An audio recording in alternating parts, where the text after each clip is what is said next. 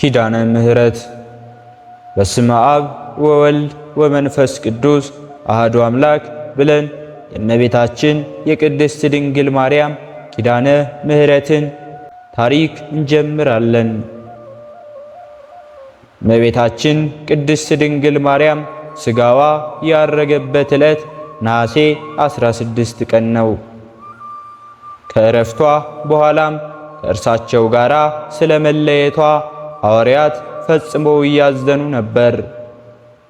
ከዚህ በኋላ ጌታችን ኢየሱስ ክርስቶስ ተገልጦላቸው እርሷን በሥጋ ያዩ ዘንድ ተስፋ ሰጣቸው። ወንጌላዊ ዮሐንስ እስያ በሚባል አገር እያስተማረ ሳለ ነሐሴ 16 ቀን ተድላ ደስታ ወዳለበት ባለቤት ጌታችን ኢየሱስ ክርስቶስ የእመቤታችንን የማርያም ሥጋዋ ካለበት ከዕፀ ሕይወት ስር ተቀምጦ አየው። የእናቱንም ሥጋ ታወጣ ዘንድ 7ቱን ሊቃነ መላእክት አለቆች አዘዛቸው። እነርሱም የእናቱን ሥጋ ታወጪ ዘንድ እግዚአብሔር አዞሻል አሏት። ያን ጊዜ ከዕፀ ሕይወት በታች ካለ መቃብር የማርያም ሥጋ ወጣ። ልጇ ጌታችንም እንዲህ እያለ አረጋጋት። የተወደድሽ እናቴ ሆይ ወደ መንግሥተ ሰማያት አሳርግሽ ዘንድ ነይ አላት። ያን ጊዜ ከገነት ያሉ እጽዋት ሁሉም አዘነበሉ። መላእክት፣ ጻድቃን፣ ሰማዕታት እየሰገዱላትና እያመሰገኗት አሳረጓት።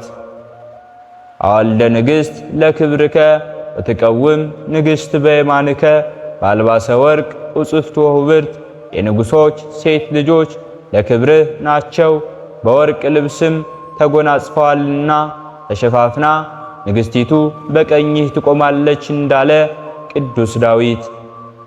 መዝሙር 44 ከቁጥር 13። ዳዊትም በበገና መሰገናት። ወንጌላዊ ዮሐንስም ከእርሷ በረከትን ተቀብሎ ሰግዶላት ተመልሶ ከሰማይ ወርዶ ሐዋርያትን ሰብስቦ ስለ እመቤታችን ሥጋ ሲያዝኑና ሲተክዙ ሥጋዋንም በታላቅ ክብርና ምስጋና እንዳሳረጓት ነገራቸው። ሐዋርያትም ይህን በሰሙ ጊዜ ዮሐንስ እንዳየና እንደሰማ ባለማየታቸው ባለመስማታቸው እጅግ አዘኑ። ከዚህ በኋላ እያዘኑ ሳሉ እነሆ ክርስቶስ ተገለጠላቸው። ሰላምታ ሰጣቸውና ስለ እናቴ ሥጋ ለምን ታዝናላችሁ አላቸው። ያሳያችሁና ልባችሁን ደስ ሊለው ይገባል ብሏቸው ወደ ሰማይ አረገ። ከዚህ በኋላ ሐዋርያት ዓመት ሙሉ ቆዩ። ነሐሴ በባተ በአንደኛው ቀን ለሐዋርያት ዮሐንስ እንዲህ አላቸው። የእመቤታችን የቅድስት ድንግል ማርያምን ሥጋዋን ለማየት የተዘጋጀን አድርጎ ያሳየን ዘንድ ኑ ይህን 2 ሱባኤ በመጾም ጌታችን ክርስቶስን እንለምነው። በልጇ ቀኝ ተቀምጣ አይተን በእርሷ ደስ እንዲለን አላቸው። በዚያን ጊዜም ዮሐንስ እንዳላቸው በጾም በጸሎት ሱባኤ ያዙ። የነሐሴ ወር እንደ ዛሬ 16ኛ ቀን በሆነ ጊዜ የክብር ባልተቤት ጌታችን ሁሉንም ሐዋርያት ወደ ሰማይ አወጣቸው። በታላቅ ክብር በልጇ ቀኝ ተቀምጣ ከሥጋዋ ተዋህዳ ተነስታ እመቤታችን ቅድስት ድንግል ማርያምን አዩአት። እጆቿንም ዘርግታ ሐዋርያትን እያንዳንዳቸውን ባረከቻቸው። እጅግም ተደሰቱ። ጌታችን ኢየሱስ ክርስቶስ በከበረ ሥጋውና ደሙ ላይ ሰራኢ ካህን ሆኖ እስጢፋኖስም አዘጋጅ ገበሬ ሰናይ ዲያቆን እናቱን ድንግል ማርያምን መንበር አድርጎ ቀደሰ።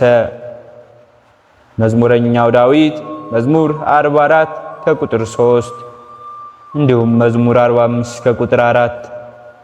ሐዋርያትም ዙሪያውን ቆሙ። የቅዳሴውን ሥርዓት በፈጸመ ጊዜ ሥጋውንና ደሙን አቀበላቸው። ከዚያም በኪሩቤልና በሱራፌል ሰረገላ ተቀምጣ በምታርግ ጊዜ ልጇ ጌታችን እንዲህ አላት፣ በዚህች ቀን መታሰቢያሽን ለሚያደርግ በንጽሕና ቅዱስ ቁርባንን የሚቀበለውን ኃጢአቱን እደመስስለታለሁ፣ ይህም ሥጋሽ ወደ ሰማይ ያረገበት ቀን ነው ብሎ የምህረት ቃል ኪዳን ገባላት። ከዚህም በኋላ ወደ ደብረ ዘይት ተመለሱ። የእመቤታችን የቅድስት ድንግል ማርያም በረከቷ፣ ረድኤቷ፣ አማላጅነቷ ከሁላችን ጋር ትሁን።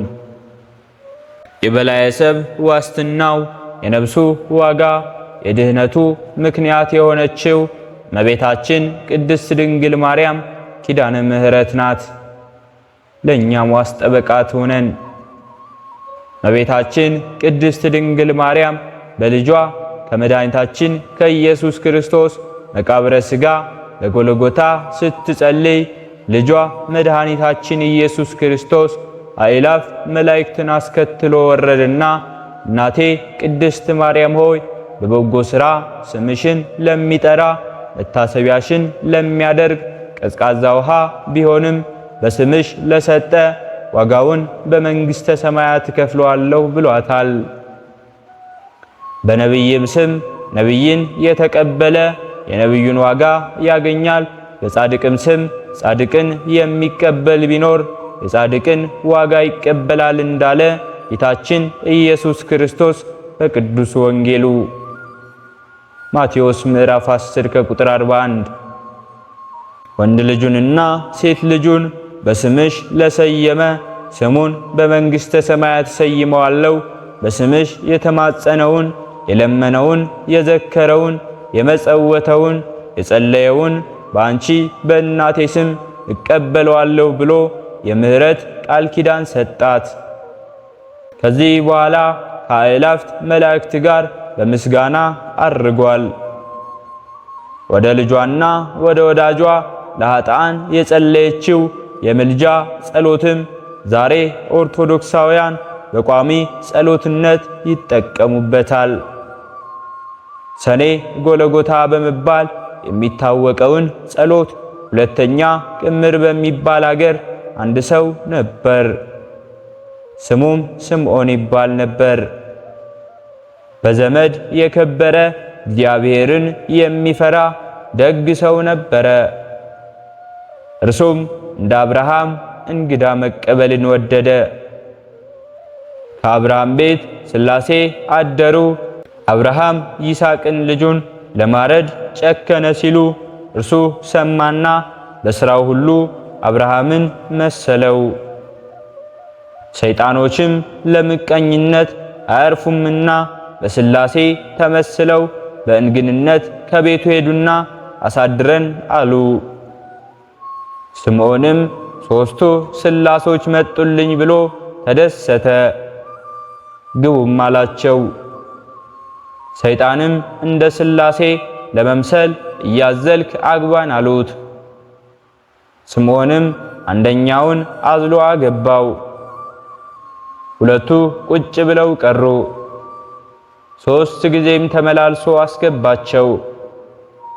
አብርሃም አብን አዝሎ ቢያገባው ወልድና መንፈስ ቅዱስ በግብር አምላካዊ ገብተው ተገኝተው ነበር ይላል ዘፍጥረት 18 ከቁጥር 1።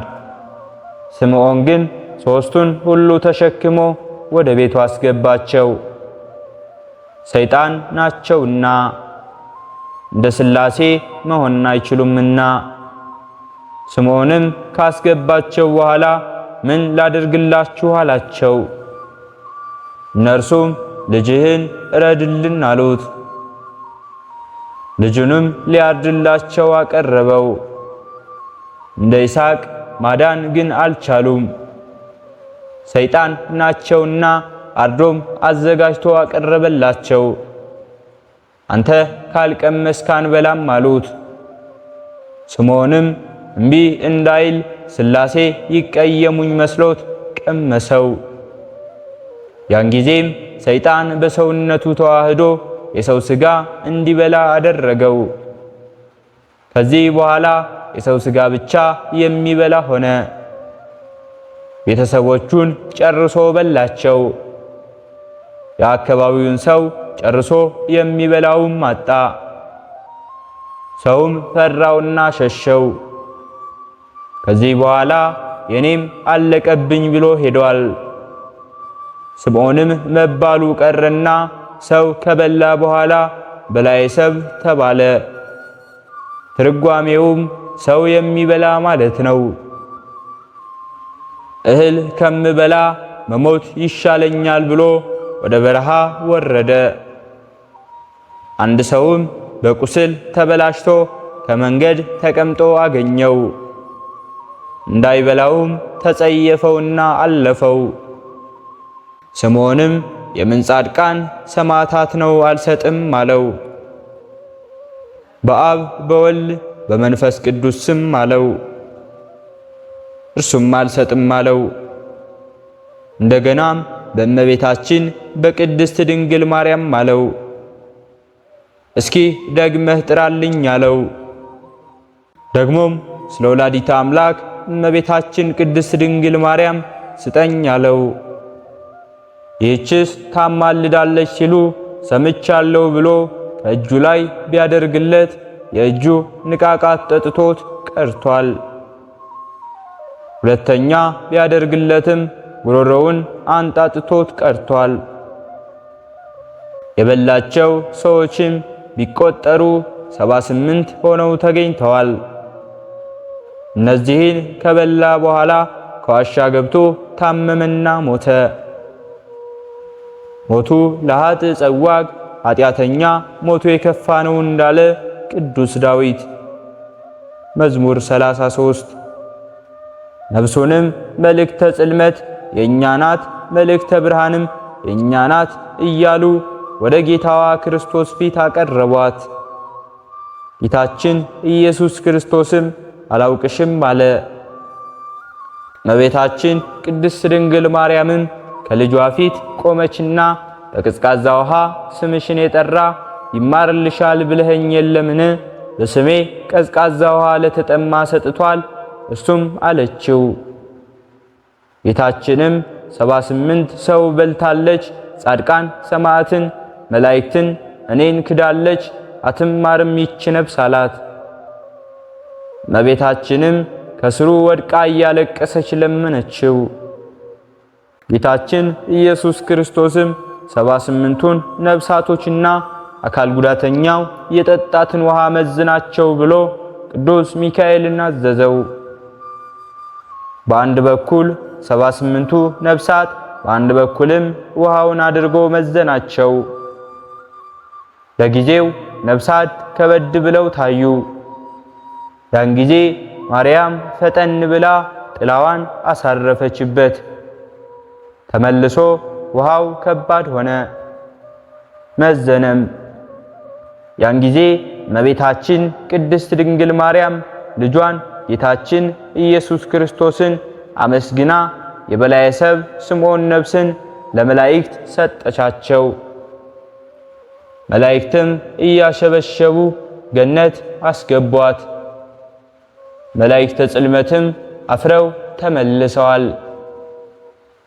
የእመቤታችን የቅድስት ድንግል ማርያም በረከቷ፣ ረድኤቷ፣ አማላጅነቷ ከሁላችን ጋር ይሁን። ሕሊናችን በማሰባሰብ አባታችን ሆይ እንበል። አባታችን ሆይ በሰማያት የምትኖር፣ ስምህ ይቀደስ፣ መንግሥትህ ትምጣ፣ ፈቃድህ በሰማይ እንደሆነች እንዲሁም በምድር ላይ ትሁን። የዕለት እንጀራችንን ስጠን ዛሬ፣ በደላችንንም ይቅር በለን እኛም የበደልነውን ይቅር እንደምንል፣ አቤቱ ወደ ፈተናም አታግባን ከክፉ ሁሉ አድነን እንጂ መንግሥት ያንተ ናትና ኃይል፣ ክብር፣ ምስጋና ለዘላለሙ አሜን። እመቤታችን ቅድስት ድንግል ማርያም ሆይ በመልአኩ በቅዱስ ገብርኤል ሰላምታ ሰላም እንልሻለን። በሐሳብሽ ድንግል ነሽ፣ በሥጋሽም ድንግል ነሽ። አሸናፊ እግዚአብሔር እናት ሆይ ሰላምታ ላንቺ ይገባሻል። ከሴቶች ሁሉ ተለይተሽ አንቺ የተባረክሽ ነሽ፣ የማኅፀንሽን ፍሬ የተባረከ ነው። ጸጋን የተመላሽ ቅድስት ሆይ ደስ ይበልሽ፣ ልዑል እግዚአብሔር ካንቺ ጋር ነውና ከተወደደው ልጅሽ ከጌታችን ከመድኃኒታችን ከኢየሱስ ክርስቶስ ዘንድ ይቅርታውንና ምሕረቱን ለምኝልን ኃጢአታችንንም ያሰርይልን ዘንድ ለዘላለሙ አሜን። ስለነበረን ጊዜ ሁሉ የአምላካችን የልዑል እግዚአብሔር ስሙ ዛሬም ዘወትርም የተመሰገነ ይሁን።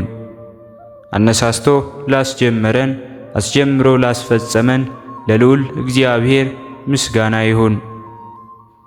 ውድ የሃይማኖት ሚዲያ ተከታታዮች ከዚህ በላይ እንድንሰራ አገልግሎቱ በሰፊው ይሰጥ ዘንድ በሀገር ውስጥም በሀገር ውጭም ያላችሁ ይህንን መንፈሳዊ ቻናል ላይክ፣ ሰብስክራይብ፣ ሼር በማድረግ ድጋፋችሁን ታሳዩን ዘንድ በትህትና እንጠይቃለን።